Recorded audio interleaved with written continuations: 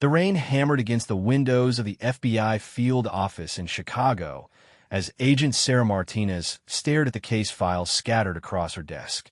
3 months had passed since the first mysterious death, and the pattern was becoming impossible to ignore. Each victim received the same chilling phone call moments before their death, a whispered voice saying, "Target locked," followed by complete silence. Sarah rubbed her tired eyes and picked up the first file. Dr. Michael Chun, a renowned heart surgeon at Northwestern Memorial Hospital. He had been working late in his office when his secretary heard him answer his phone. Security cameras showed him suddenly clutching his chest and collapsing. The autopsy revealed a massive heart attack, but Dr. Chun was only 35 years old with no history of heart disease. The second victim was Jennifer Walsh, a federal prosecutor known for taking down organized crime families. She had been jogging in Lincoln Park when her fitness tracker recorded an unusual spike in her heart rate. Witnesses found her collapsed on the jogging path 20 minutes later. Again, a heart attack in someone with perfect health. The third case sent chills down Sarah's spine. Detective Marcus Johnson from the Chicago Police Department had been investigating the first 2 deaths when he became the third victim. His partner heard him answer his phone in their patrol car, then watched helplessly as Marcus suddenly went into cardiac arrest. The paramedics couldn't save him. Sarah's phone buzzed with a text message from her partner, Agent Tom Bradley. "New victim. St. Mary's Hospital. Get here now." The drive through the stormy Chicago streets felt endless. Sarah's mind raced with questions that had no answers. How could someone cause heart attacks through a phone call? Was it some kind of new technology? A biological weapon? Or something even more sinister? At the hospital, she found Tom talking to Dr. Elizabeth Harper, the chief cardiologist.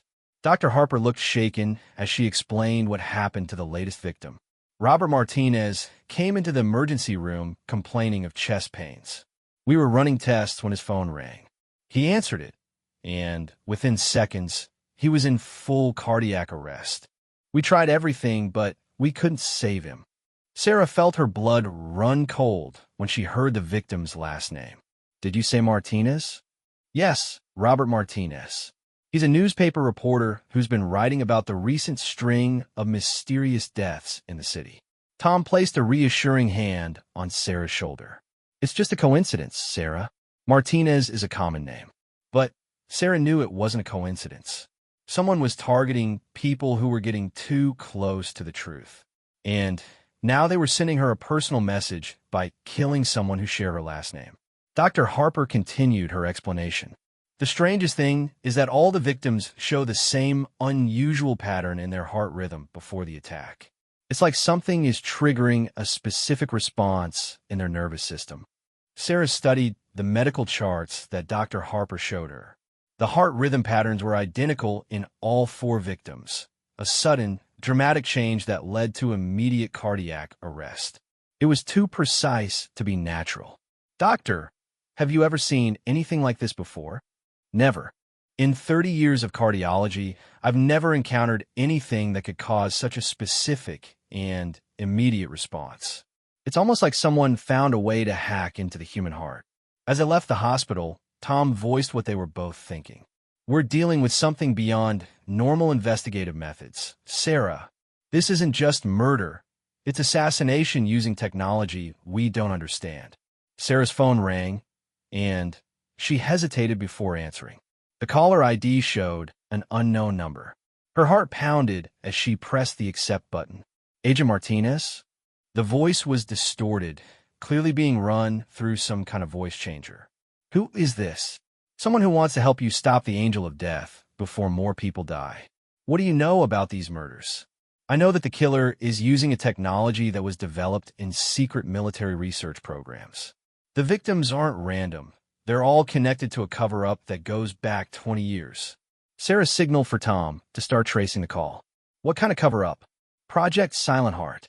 It was a Black Ops program designed to eliminate targets without leaving evidence of murder. The program was supposedly shut down, but someone has perfected the technology." "How do I know you're telling the truth?" "Because Agent Martinez, you're next on the list. The Angel of Death doesn't like federal agents who ask too many questions. The line went dead, leaving Sarah staring at her phone with a mixture of fear and determination. Tom confirmed that the call couldn't be traced. Whoever contacted her was using sophisticated technology to hide their location. Back at the field office, Sarah pulled up classified databases to search for any reference to Project Silent Heart. Most of the files were heavily redacted, but she found enough information to confirm that such a program had existed. The project involved research into using specific sound frequencies to trigger fatal heart arrhythmias in targeted individuals. The official records showed that Project Silent Heart was terminated in 2003 after ethical concerns were raised about the research. All equipment was supposedly destroyed, and the research team was disbanded. But someone had clearly continued the work in secret. Sarah's investigation led her to DR. Amanda Foster, one of the original researchers on Project Silent Heart. Dr. Foster now worked as a private consultant, but her background in acoustic neuroscience made her a valuable resource. When Sarah contacted Dr. Foster, the woman's voice was filled with fear. "I've been expecting this call ever since I heard about the Chicago deaths. I knew someone would eventually connect them to our old research. Dr. Foster, I need to understand how this technology works. The human heart is controlled by electrical impulses from the nervous system. We discovered that certain sound frequencies, when transmitted through a phone call, could disrupt those impulses and trigger fatal arrhythmias. The technology was designed to be undetectable and untraceable. Why did the project get shut down? Because we realized we had created the perfect assassination weapon. No physical evidence, no trace of poison, no fingerprints. Just a phone call that could kill anyone, anywhere in the world." Dr. Foster agreed to meet with Sarah the next day to provide more details about the technology and how it might be stopped. But as Sarah hung up the phone, she couldn't shake the feeling that she was being watched. The storm outside intensified, and the FBI office felt unusually quiet for a Friday evening. Sarah decided to stay late to review the case files one more time, hoping to find a connection she had missed. As she worked alone in her office, her desk phone rang.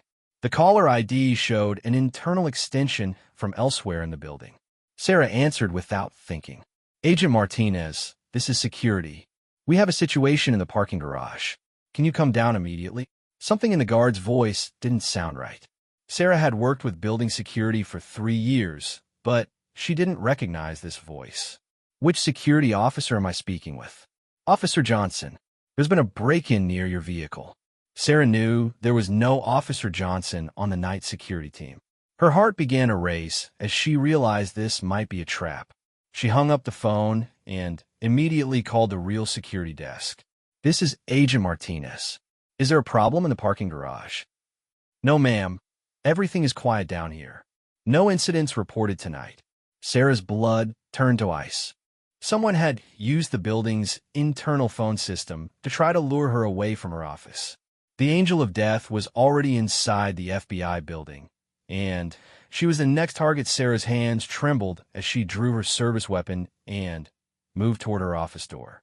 The hallway outside was eerily quiet, with only the emergency lighting casting long shadows on the walls. She pressed her back against the door frame and listened carefully for any sound of movement. Her training kicked in as she assessed the situation. Whoever was in the building had sophisticated knowledge of FBI security protocols and access to internal phone systems. This wasn't a random killer. This was someone with inside information and advanced technical skills. Sarah's phone buzzed with a text message. The number was blocked, but the message was clear. "Come to the roof alone, or your partner dies tonight." Her blood ran cold. Tom had left hours ago to have dinner with his family.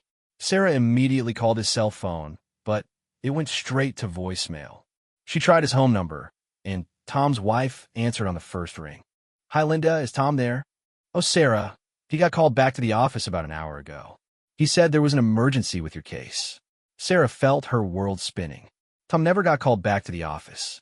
Someone had lured him away from his family, and now both their lives were in danger. Another text message appeared on her phone. "Roof. 5 minutes.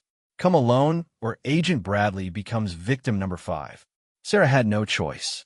She couldn't call for backup without risking Tom's life, and she couldn't ignore the threat. She moved through the empty FBI building like a shadow, using her knowledge of the security cameras to avoid being detected. The stairwell to the roof was pitch black, forcing Sarah to use her phone's flashlight to navigate the concrete steps. Each footstep echoed in the narrow space, making her feel exposed and vulnerable. The roof door was slightly open, and cold rain immediately soaked through her clothes as she stepped outside. The Chicago skyline stretched out before her, but Sarah's attention was focused on the figure standing near the edge of the building. It was Tom, but something was wrong. He stood perfectly still, his hands at his sides, staring straight ahead like he was in a trance. A small device was attached to his ear, and thin wires ran down to a black box clipped to his belt. "Tom," Sarah called out, but he didn't respond. He didn't even blink. "Agent Martinez, how nice of you to join us." The voice came from behind her, and Sarah spun around to see a man emerging from the shadows near the roof access door. He was tall and thin, wearing a black raincoat, and his face was partially hidden by the darkness. "Let my partner go. Your fight is with me." The man smiled, revealing perfectly white teeth that seemed to glow in the dim light. "I'm afraid it's not that simple. You see, Agent Bradley has become part of my demonstration. The device attached to his ear is the same technology that killed Dr. Chun, Ms. Walsh, Detective Johnson, and Robert Martinez." Sarah kept her weapon trained on the man while moving slowly toward Tom. "What do you want? I want you to understand the power of what you're investigating. Project Silent Heart was just the beginning. I perfected the technology beyond anything those government researchers ever imagined. You're the Angel of Death. A dramatic name, but accurate. I can kill anyone, anywhere, with nothing more than a phone call or a small transmitter device. No poison, no weapons, no physical contact. Just pure science applied to the human heart." Sarah could see Tom more clearly now. His eyes were open but vacant, and his breathing was shallow and mechanical. Whatever was being transmitted through the device was controlling his nervous system. "The frequency I'm currently using on your partner is keeping him in a hypnotic state," the man explained. "But with a simple adjustment to the signal, I can trigger a massive heart attack that will kill him instantly. What do you want from me? I want you to stop your investigation. Delete all the case files. Forget you ever heard of Project Silent Heart. In exchange, I'll let Agent Bradley live." Sarah kept her weapon steady, but her mind was racing. This man had already demonstrated his ability to kill without leaving evidence. Even if she shot him right now, Tom might still die if the device was programmed to activate upon the killer's death. "How do I know you'll keep your word?" "You don't, but you have no choice. I've spent 15 years perfecting this technology, and I won't let some federal agent destroy my work." Rain continued to fall, making the roof slippery and dangerous. Sarah realized that her position near the edge of the building put her at a tactical disadvantage. She began moving in a wide circle, trying to get between the killer and the roof access door. "Tell me about the victims. Why did you choose them?" The man seemed to enjoy talking about his work. Dr. Chun was getting too close to understanding the technology after he performed autopsies on some early test subjects. Ms. Walsh was prosecuting a case that would have exposed my funding sources. Detective Johnson was investigating connections between the deaths. And Robert Martinez was about to publish an article that would have revealed too much. "So you're not just a killer. You're protecting something bigger." "I'm protecting the future, Agent Martinez. This technology represents the next evolution in warfare and intelligence operations. Imagine being able to eliminate any enemy of the state with a simple phone call. No international incidents, no diplomatic complications, just clean, untraceable elimination of threats."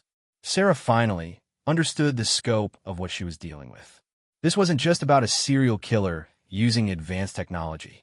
This was about someone who believed he was serving a greater purpose by perfecting an assassination method that could reshape global politics. Who's funding your research? The man's smile faded. That's classified information that died with the victims who got too close to the truth. Sarah noticed that the device on Tom's ear was blinking faster now.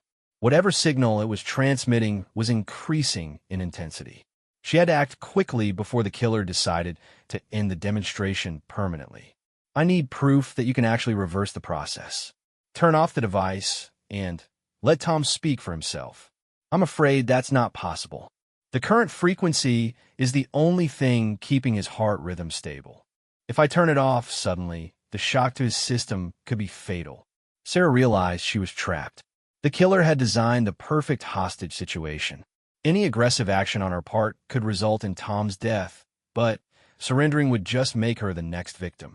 How did you get access to FBI security systems? Let's just say I have friends in useful places.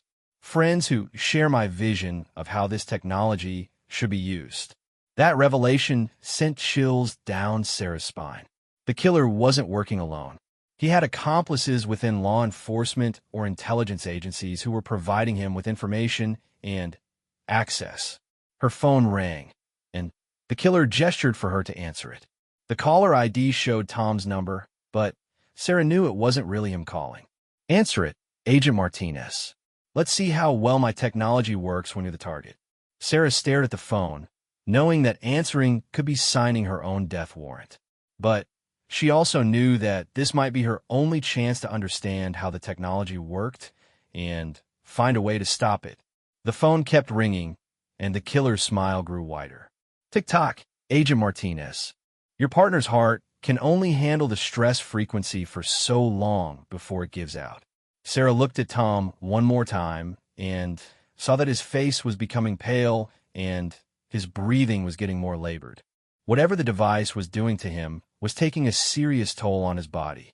She had to make a choice. Answer the phone and risk becoming the fifth victim, or refuse and watch her partner die. Either way, the angel of death would win. The rain intensified, and lightning illuminated the Chicago skyline in brief, dramatic flashes. In those moments of brightness, Sarah could see the killer's face clearly for the first time. He looked familiar, but she couldn't place where she had seen him before. As the phone continued to ring, Sarah realized that everything depended on the next few seconds. The fate of her partner, the success of her investigation, and possibly the lives of countless future victims all hung in the balance. The killer raised his hand to show a small remote control device. Last chance, Agent Martinez. Answer the phone, or I press this button, and Agent Bradley's heart stops forever. Sarah made her decision in a split second. Instead of answering the phone, she dove to the side and rolled behind a rooftop ventilation unit. The killer pressed his remote control, and she heard Tom gasp and stumble, but he didn't collapse. Interesting, the killer called out. It seems Agent Bradley has a stronger heart than I calculated. But that just means he has a few more minutes of suffering before the inevitable. From her cover behind the ventilation unit, Sarah could see that Tom was now conscious but disoriented. The device was still attached to his ear, but whatever signal it was transmitting had changed. He was fighting against its effects, trying to remove the device with shaking hands. Sarah's phone stopped ringing, but immediately started again. The killer was persistent, and she knew he wouldn't give up until she answered. She needed a new strategy. You made a mistake, Sarah called out to the killer. You underestimated my partner's strength, and you underestimated me. How so, Agent Martinez? You assumed I came up here alone. Sarah was bluffing, but she hoped to buy some time while Tom recovered enough to help her. I called for backup before I left my office. FBI SWAT teams are surrounding the building right now. The killer laughed. Nice try, but I've been monitoring all FBI communications tonight. No backup is coming. You really are alone up here. Sarah's heart sank.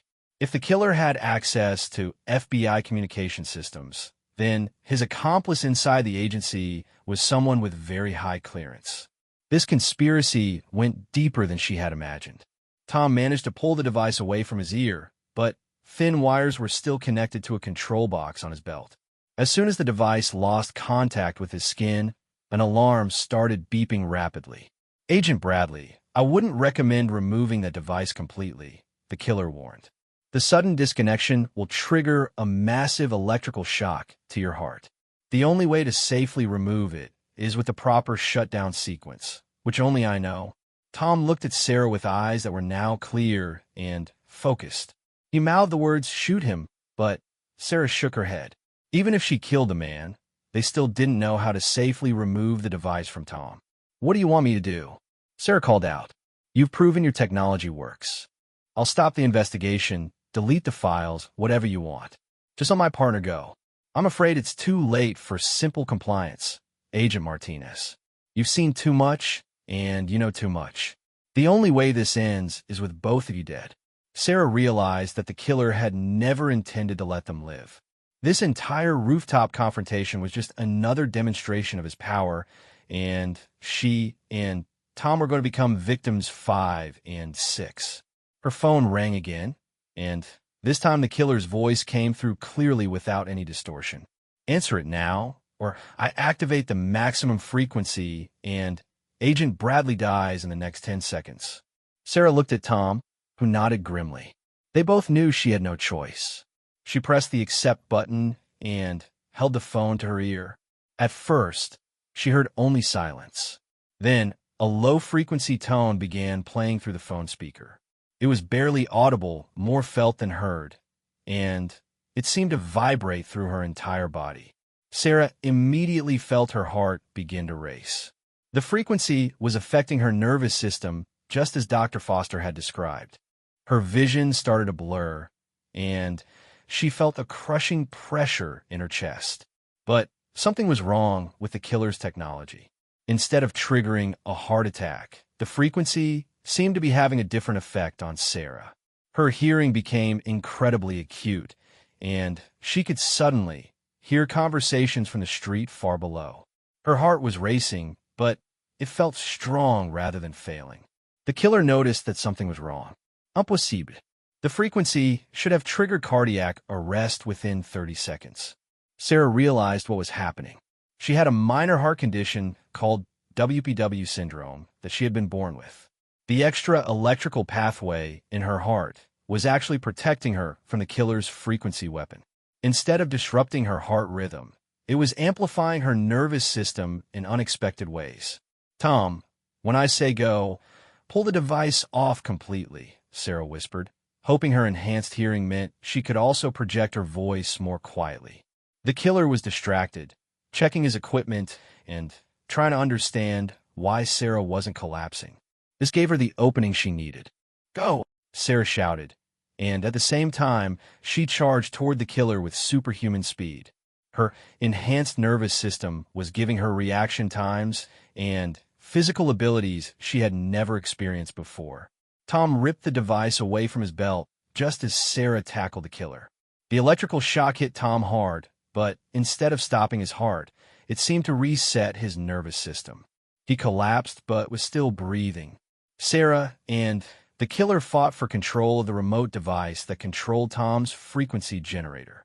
In the struggle, she finally got a clear look at the man's face and realized why he looked familiar. "Dr. Richard Stone," she gasped. "You're supposed to be dead." Dr. Stone had been listed as one of the researchers who died in a lab accident when Project Silent Heart was shut down in 2003. But here he was very much alive and having spent the past 20 years perfecting the technology in secret. "My death was carefully staged," Dr. Stone said as they continued to struggle. "It allowed me to continue the research without government oversight or ethical restrictions." Sarah managed to get control of the remote device and smashed it against the concrete roof. Sparks flew as the electronics were destroyed, and she heard the beeping from Tom's device finally stop. But Dr. Stone wasn't finished. He pulled out a backup phone and started dialing a number. "If I can't kill you with a heart frequency, then I'll just have to use more conventional methods." Sarah realized he was calling for backup from his accomplices. She grabbed the phone away from him, but not before she saw the number he was dialing. It was the direct line to FBI Director James Morrison. "The FBI Director is your accomplice?" Dr. Stone smiled, even though he was now clearly defeated. Project Silent Heart never really ended, Agent Martinez. It just went deeper underground. Director Morrison has been funding my research through black budget allocations for the past 15 years. The revelation hit Sarah like a physical blow. The corruption went all the way to the top of the FBI. Director Morrison wasn't just covering up Project Silent Heart. He was actively continuing it. Sarah's enhanced hearing picked up the sound of helicopters approaching the building. But now she didn't know if they were coming to rescue her or to eliminate the witnesses to a massive government conspiracy. Tom struggled to his feet, still weak from the electrical shock, but alive. Sarah, we need to get out of here. If Director Morrison is involved, then we can't trust anyone in the Bureau. Dr. Stone was right about one thing. No backup was coming to help them. The helicopters circling the building were there to make sure that Sarah and Tom never left the roof alive. Sarah grabbed Dr. Stone's phone and quickly scrolled through his contacts. She found dozens of numbers for government officials, military contractors, and foreign intelligence services. The technology wasn't just being used for domestic assassinations. It was being sold to the highest bidders around the world. How many people have you killed? Sarah demanded. Officially? None. The beauty of my technology is that every death looks natural. Heart attacks happen every day. But unofficially, hundreds of targets around the world have been eliminated over the past 5 years. The helicopters were getting closer, and Sarah could see armed figures rappelling down ropes toward the roof. She and Tom had maybe 2 minutes before they would be surrounded. Sarah made a desperate decision. She activated the camera on Dr. Stone's phone and started recording a video confession. If she was going to die tonight, she wanted to make sure the truth about Project Silent Heart would survive. My name is Agent Sarah Martinez, FBI badge number 7749. Today is October 15th, and I've uncovered evidence of a conspiracy involving FBI Director James Morrison and Dr. Richard Stone to continue illegal assassination research under Project Silent Heart. Dr. Stone lunged toward her to stop the recording, but Tom intercepted him. Even weakened by the electrical shock, Tom was still strong enough to subdue the older man. Sarah continued recording as she heard boots hitting the roof behind her. The technology uses specific sound frequencies transmitted through phones to trigger fatal heart attacks. Dr. Stone has admitted to killing hundreds of people worldwide using this method. Gunshots erupted behind her as the assault team opened fire. Sarah dove for cover, still holding the phone and trying to upload the video to a secure server. Tom dragged Dr. Stone behind another ventilation unit as bullets ricocheted off the concrete around them. Agent Martinez, this is Deputy Director Walsh. Stand down immediately and surrender Dr. Stone. Sarah recognized the voice of Deputy Director Patricia Walsh, Jennifer Walsh's sister. The prosecutor who had been killed 3 months ago was related to the FBI's second-in-command. Everything started clicking into place. Patricia Walsh hadn't been trying to stop Project Silent Heart. She had been protecting it. Her sister Jennifer had discovered the conspiracy and was about to expose it when she was murdered during her morning jog. Deputy Director Walsh, your sister died because she found out about this conspiracy, Sarah called out. My sister died because she was naive enough to think she could take on forces beyond her understanding, Patricia Walsh replied. Just like you, Agent Martinez. The assault team was closing in from all sides. Sarah realized that their only hope was to get off the roof and find a way to expose the conspiracy to someone outside the corrupted FBI hierarchy. She looked at Tom, who nodded in understanding. They were going to have to jump. The FBI building was 12 stories high, but there was a parking garage structure next to it that was only 8 stories. The gap between the buildings was maybe 15 feet. Dangerous, but not impossible if they could get enough speed. Sarah grabbed Dr. Stone and held her gun to his head. He comes with us. He's the only proof we have of this conspiracy. Tom was still weak from the electrical shock, but adrenaline was keeping him on his feet. Sarah, I don't know if I can make that jump. You have to. It's our only chance. Deputy Director Walsh's voice echoed across the roof through a megaphone. Agent Martinez, you have 30 seconds to surrender before we use lethal force." Sarah looked at Dr. Stone's phone and saw that the video had successfully uploaded to a secure server that she had access to through a contact at the Washington Post. Even if they died tonight, the truth about Project Silent Heart would eventually come out. "Tom, on my count. 3, 2. Before she could say 1, Dr. Stone broke free from her grip and shouted to the assault team, "Don't shoot. I have information about other FBI agents involved in the conspiracy." Sarah realized that Dr. Stone was trying to save himself by offering to expose more people. She couldn't let him live to continue his work or to destroy other innocent lives. "1," she shouted, and both she and Tom sprinted toward the edge of the roof. Gunfire erupted behind them as they leaped into the darkness. For a terrifying moment, Sarah felt like she was flying through the rain and wind with the Chicago lights spinning below her. Then she hit the concrete roof of the parking garage hard, rolling to absorb the impact. Tom landed beside her with a grunt of pain. His shoulder was clearly injured from the fall, but he was alive. Sarah looked back at the FBI building and saw muzzle flashes as the assault team continued shooting at them from the roof. "We need to get to street level and find a way to contact someone we can trust," Sarah said, helping Tom to his feet. They made their way to the parking garage stairwell, moving as quickly as Tom's injuries would allow. Sarah's enhanced hearing from her exposure to Dr. Stone's frequency was still active, and she could hear radio chatter from the pursuit teams that were now flooding the area. "All units, suspects are in the parking structure. Shoot on sight." Sarah realized that Director Morrison had given orders to kill them rather than capture them. They were now officially fugitives from their own agency, branded as traitors for trying to expose the truth. On the 5th floor of the parking garage, they found an unlocked car with keys still in ignition. Sarah felt bad about stealing it, but their survival depended on getting away from the area before the FBI cordoned off the entire district. As they drove through the streets of Chicago, Tom used Dr. Stone's phone to contact Dr. Amanda Foster, the scientist who had originally worked on Project Silent Heart. She was the only person they knew who might be able to help them understand the full scope of the conspiracy. "Dr. Foster, this is Agent Bradley. We need to meet with you immediately. Dr. Stone is alive, and he's been continuing the project with FBI support." There was a long pause before Dr. Foster replied, "That's impossible. Richard died in the lab explosion 22 years ago. We just fought with him on the FBI building roof. He's been using your research to kill dozens of people around the world. Meet me at my laboratory at Northwestern University. Building 7, 3rd floor. I'll be waiting." Sarah drove toward the university campus, constantly checking her mirrors for signs of pursuit.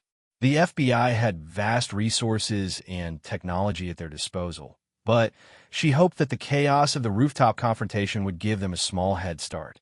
Dr. Foster was waiting for them in her lab, which was filled with sophisticated audio equipment and computer workstations.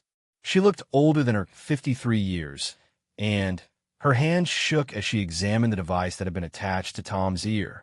"This is far more advanced than anything we developed in the original project," she said after studying the electronics. "Richard has somehow miniaturized the transmission equipment and improved the targeting precision. How many people could he kill with this technology?" Tom asked. "If he's networked multiple transmission sources, he could potentially target thousands of people simultaneously. Imagine if someone wanted to assassinate every member of Congress during a joint session or eliminate an entire military unit in the field." The implications were terrifying. Project Silent Heart hadn't just created a perfect assassination weapon. It had created a potential weapon of mass destruction. Sarah's phone rang, and she saw that the caller ID showed Director Morrison's personal number. She looked at Tom and Dr. Foster before answering. "Agent Martinez, I think we need to have a conversation," Director Morrison said without any preamble. "About what, sir?" "About how you've been funding illegal assassination research. About how you've been covering up murders for 15 years. About how you've misunderstood the situation and put national security at risk by interfering with a legitimate intelligence operation." Sarah put the phone on speaker so Tom and Dr. Foster could hear the conversation. Explain to me how murdering innocent people serves national security. Dr. Chun was selling medical information to Chinese intelligence services. Jennifer Walsh was about to compromise an ongoing investigation into international arms dealing. Detective Johnson was being blackmailed by organized crime families. Robert Martinez was planning to publish classified information that would have exposed active intelligence operations overseas. And you decided they all deserved to die rather than face trial? I decided that some threats to national security require unconventional solutions. Project Silent Heart allows us to eliminate those threats without creating international incidents or compromising other operations. Dr. Foster looked horrified as she listened to Director Morrison's justification. This isn't what we intended when we developed the technology. It was supposed to be used only in extreme circumstances against foreign enemies. Dr. Foster, I presume? Director Morrison's voice came through the phone. I'm afraid you're being naive about the realities of modern warfare and intelligence work. The technology you helped create has saved more American lives than any weapon system in our arsenal. By murdering Americans on American soil, by eliminating threats before they could cause greater harm. Agent Martinez, I'm offering you a chance to join the operation rather than continue fighting against it. Dr. Stone's work represents the future of intelligence operations. Sarah looked at Tom, who shook his head firmly.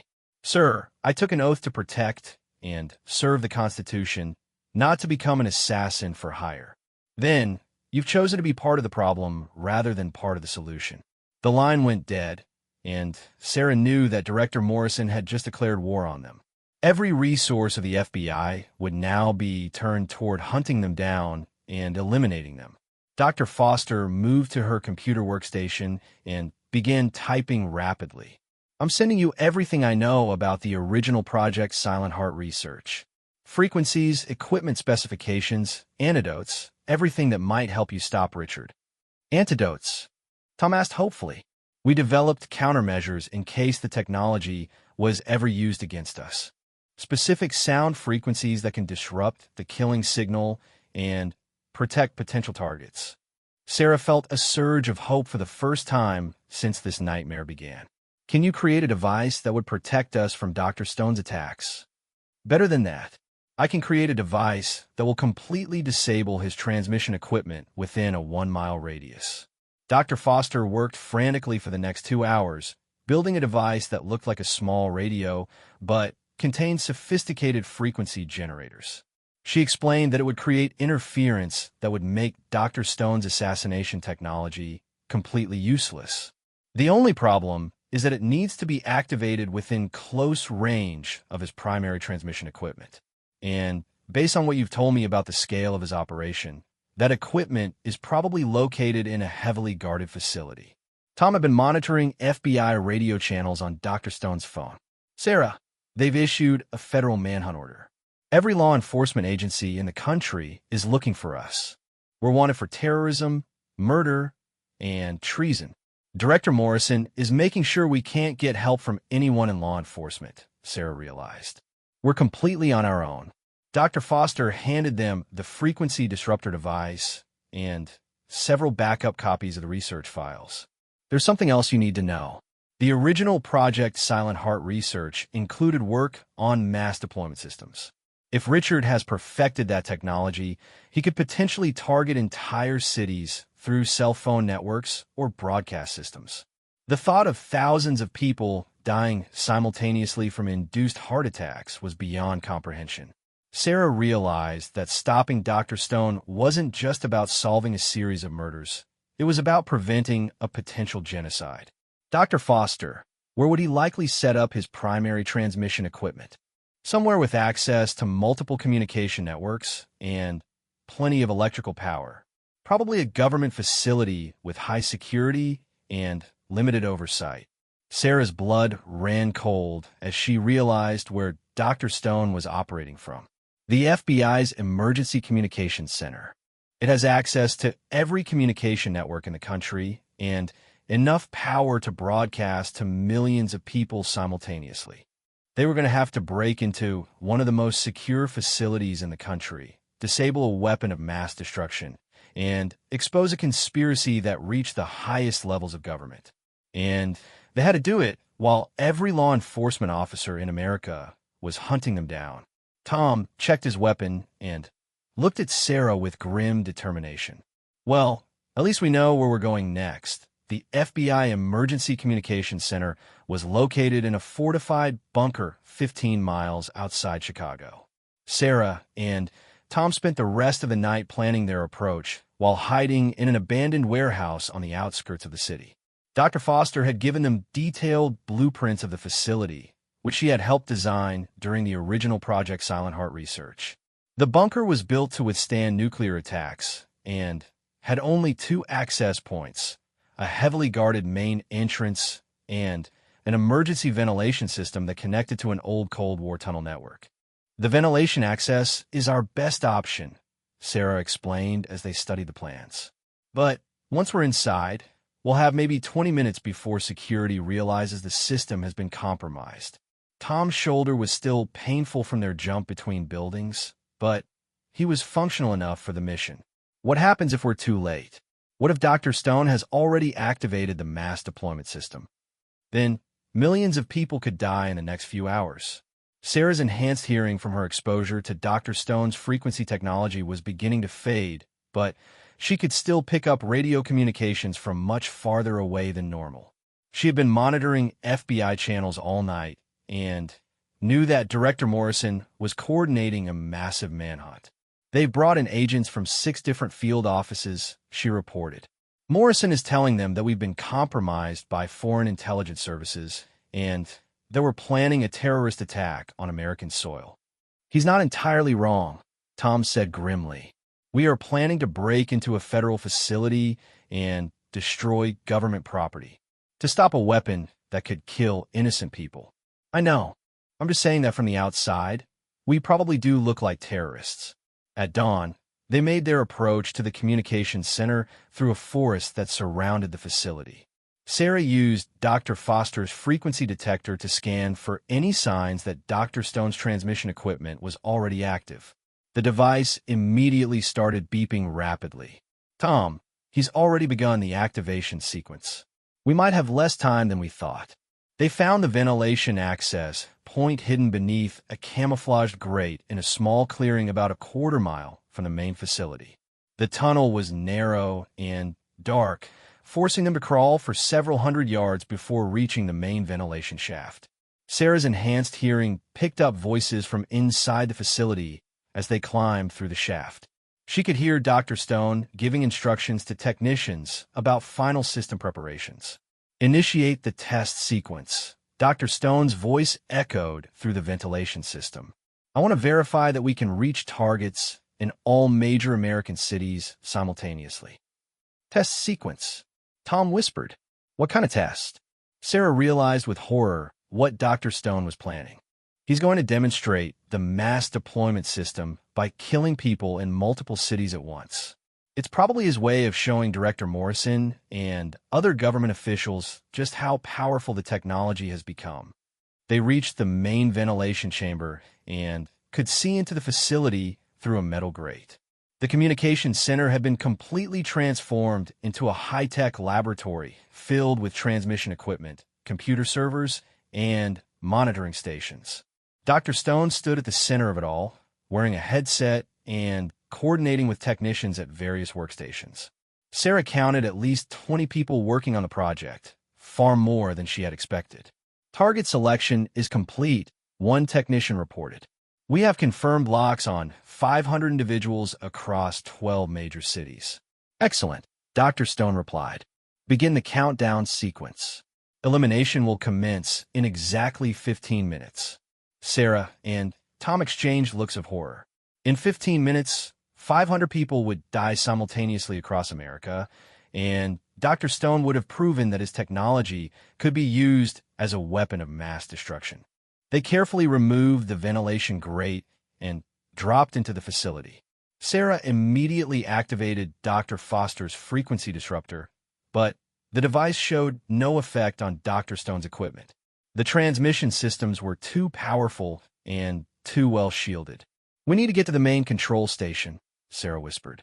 Dr. Foster said the primary transmission equipment would be centrally controlled.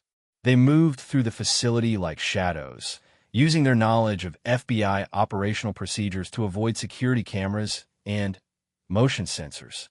But as they approached the main control room, alarms suddenly began blaring throughout the facility. "Intruders detected in Section 7. A computerized voice announced. Lockdown protocol initiated." Dr. Stone's voice came through the facility's public address system. "Agent Martinez and Agent Bradley, how thoughtful of you to join us for the demonstration. I'm afraid you're too late to stop anything, but you're just in time to become part of the test." Steel doors slammed shut throughout the facility, trapping Sarah and Tom in a corridor just outside the main control room. They could see Dr. Stone through a reinforced glass window, but they couldn't reach him. 10 minutes until mass deployment activation, Dr. Stone announced. "This will be the most significant demonstration of advanced warfare technology in human history." Sarah looked around desperately for another way into the control room. She noticed that there were electrical conduits running along the ceiling that led directly into the control center. "Tom, boost me up. I'm going through the electrical system." "Sarah, those conduits carry high-voltage power lines. You could be electrocuted. If I don't try, 500 people die in 10 minutes. Tom helped Sarah climb into the electrical conduit, which was just barely wide enough for her to crawl through. She could feel the heat from power cables all around her as she made her way toward the control room. Behind her, she heard Tom engaging with security guards who had finally located them. Gunfire erupted in the corridor as Tom fought to buy her time to reach the control systems. Sarah emerged from the electrical conduit directly above Dr. Stone's primary workstation. She could see countdown timers on multiple computer screens showing 8 minutes and 30 seconds remaining. She dropped down behind Dr. Stone, who spun around in surprise. "Agent Martinez, you continue to impress me with your resourcefulness, but you're still too late. The countdown can be stopped." "Show me how." "I'm afraid the system is designed to prevent exactly that kind of interference. Once the countdown reaches 5 minutes, the deployment sequence becomes irreversible." Sarah looked at the screens and saw that they were now showing 7 minutes and 45 seconds. She had less than 3 minutes to figure out how to stop the mass execution. Dr. Foster's frequency disruptor wasn't powerful enough to overcome Dr. Stone's shielded equipment, but Sarah realized that she might be able to use the facility's own power systems against itself. If she could cause a power surge that overloaded the transmission equipment, it might disable the entire system. "You know, Dr. Stone, you made one critical error in your planning." "And what would that be?" "You underestimated the power of the human heart to resist your technology." Sarah pulled out her service weapon and shot out the main power distribution panel. Sparks flew as electrical systems throughout the facility began to overload and fail. The countdown timers flickered and began showing error messages, but they didn't stop. Dr. Stone laughed as backup power systems automatically activated. "Nice try, Agent Martinez, but I have multiple redundant power sources. The deployment will continue as scheduled." Sarah realized she had one more option, but it would require a tremendous personal sacrifice. Her enhanced nervous system from exposure to Dr. Stone's frequency technology might make her immune to his attacks, but it also meant she could potentially absorb and redirect massive amounts of electrical energy. She grabbed the main power cable that fed into Dr. Stone's transmission equipment and wrapped it around her hands. The electrical current that surged through her body was excruciating, but instead of killing her, her enhanced nervous system seemed to channel it. 5 minutes until deployment, the computerized voice announced, but the countdown was now slowing down as Sarah's body absorbed more and more of the system's power. Dr. Stone watched in amazement as Sarah literally became a human lightning rod, drawing electrical energy away from his equipment and into herself. Impossible. No human nervous system could handle that much electrical current.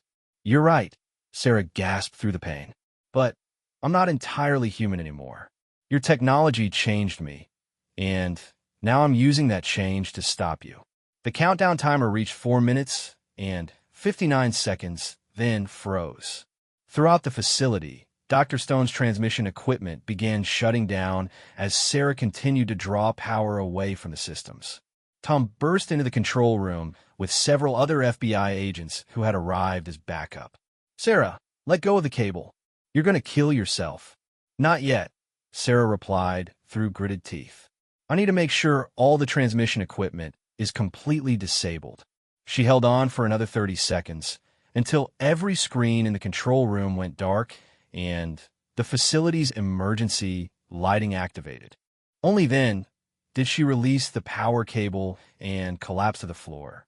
Dr. Stone was immediately arrested by the backup FBI team, which turned out to include agents from the FBI's Internal Affairs Division who had been investigating Director Morrison's activities for months. Agent Martinez, the lead Internal Affairs agent, said as paramedics attended to Sarah, "We've been tracking the corruption in Director Morrison's office, but we needed evidence of the conspiracy. Your video confession from Dr. Stone's phone provided exactly what we needed to move forward with arrests." Tom knelt beside Sarah as the paramedics checked her vital signs. "How did you know the electrical surge would work?" "I didn't," Sarah admitted. "But I knew that Dr. Foster said the human heart was just an electrical system. I figured if Dr. Stone could use electricity to kill people, maybe I could use it to save them." The paramedics confirmed that Sarah was stable, but would need extensive medical monitoring due to the electrical trauma her nervous system had endured. As they prepared to transport her to the hospital, she asked Tom about the potential victims in the 12 cities. "All safe," Tom reported. The transmission equipment was completely disabled before any signals were sent. Dr. Stone's demonstration failed completely. Later investigation revealed that Project Silent Heart had been responsible for over 300 deaths worldwide during the past 5 years. Director Morrison and 12 other high-ranking government officials were arrested for conspiracy, murder, and treason. Dr. Stone was convicted on multiple charges and sentenced to life in prison without the possibility of parole. In his final statement to the court, he maintained that his work represented the future of warfare and that he had been serving the greater good. Sarah spent 3 weeks in the hospital recovering from her electrical injuries. Her enhanced hearing gradually returned to normal, but doctors found that her exposure to Dr. Stone's frequency technology had permanently strengthened her heart's electrical system. She would never be vulnerable to the assassination method that had killed so many others. Tom was promoted to lead the FBI's new anti-frequency weapons task force, which was created to identify and neutralize similar technologies that might be developed by foreign intelligence services or terrorist organizations. Dr. Foster's research was classified at the highest levels, but she was allowed to continue studying ways to protect people from frequency-based attacks. Her work eventually led to the development of personal protection devices that could be worn by government officials and other high-value targets. The case became known within law enforcement circles as the Angel of Death conspiracy, though the public was never told the full details of what had happened. Official reports described it as a series of natural heart attacks followed by the arrest of several government officials for unrelated corruption charges. Sarah returned to duty 6 months later, but she requested a transfer to the FBI's Counterintelligence Division where she could work on protecting national security from threats both foreign and domestic. She never forgot that the greatest danger to American democracy had come from within the very institutions that were supposed to protect it. On quiet nights, when she reviewed case files at her new office, Sarah sometimes wondered how many other secret projects were operating in the shadows of the government. Project Silent Heart had been stopped, but she knew that somewhere other people were probably developing even more sophisticated ways to eliminate their enemies. The phone on her desk rang, interrupting her thoughts. The caller ID showed an unknown number, and for just a moment, Sarah hesitated before answering. "Agent Martinez," she said, and listened carefully to the voice on the other end. It was just a routine case assignment, but Sarah knew she would spend the rest of her career being extra careful about every phone call she received. The Angel of Death was in prison, but the technology he had perfected would always be a threat in the wrong hands. As she hung up the phone and prepared to work on her new case, Sarah reflected on the lesson she had learned during those terrifying days in Chicago. The greatest weapons weren't always the ones that made the loudest noise or caused the most obvious destruction.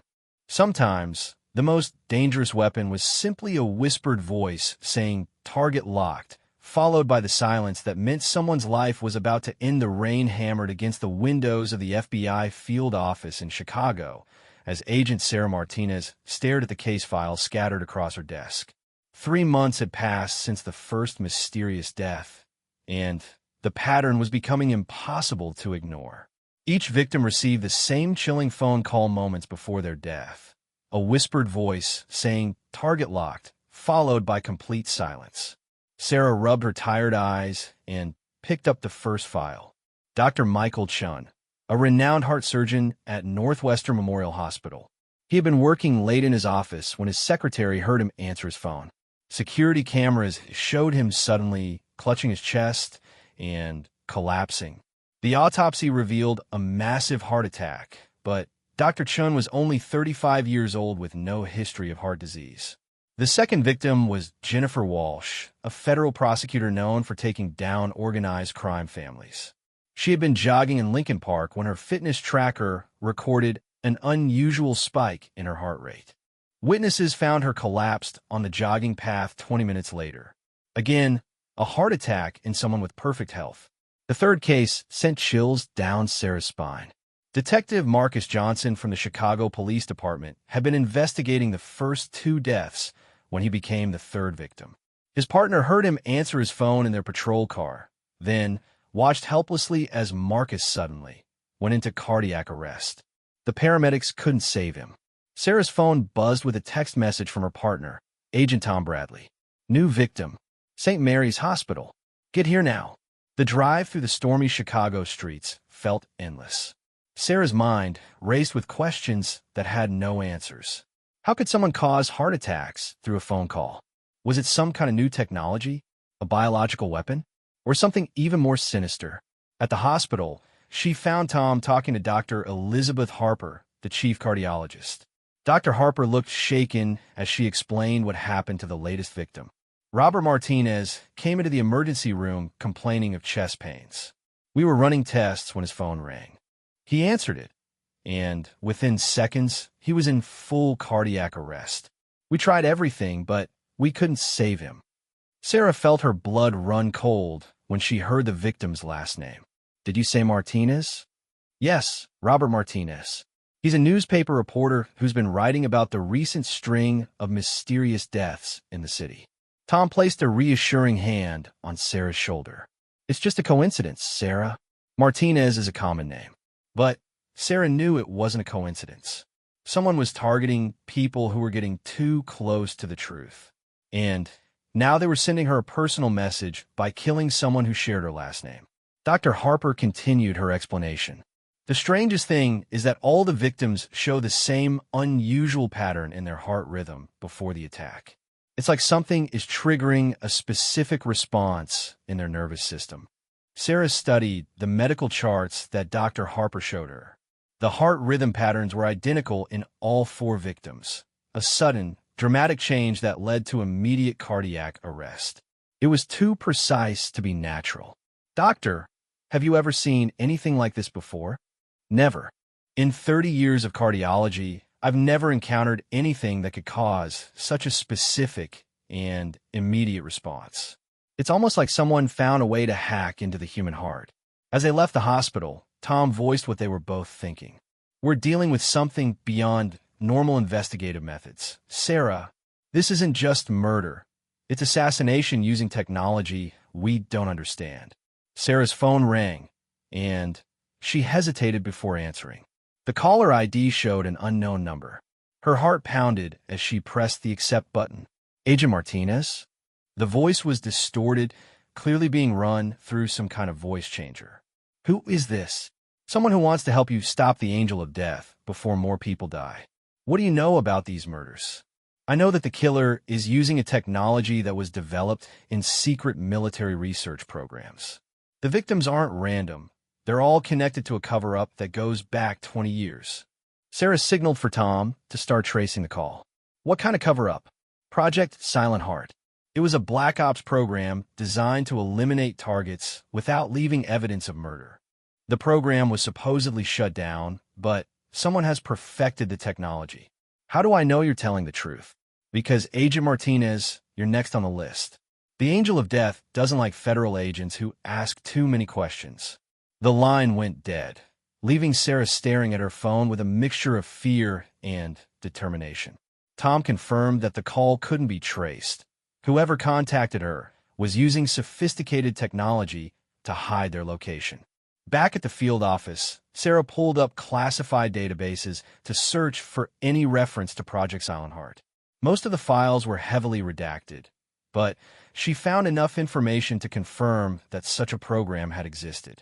The project involved research into using specific sound frequencies to trigger fatal heart arrhythmias in targeted individuals.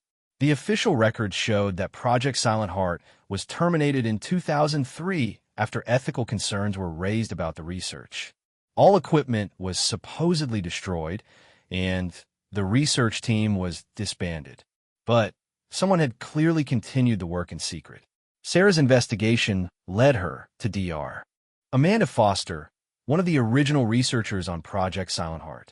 Dr. Foster now worked as a private consultant, but her background in acoustic neuroscience made her a valuable resource.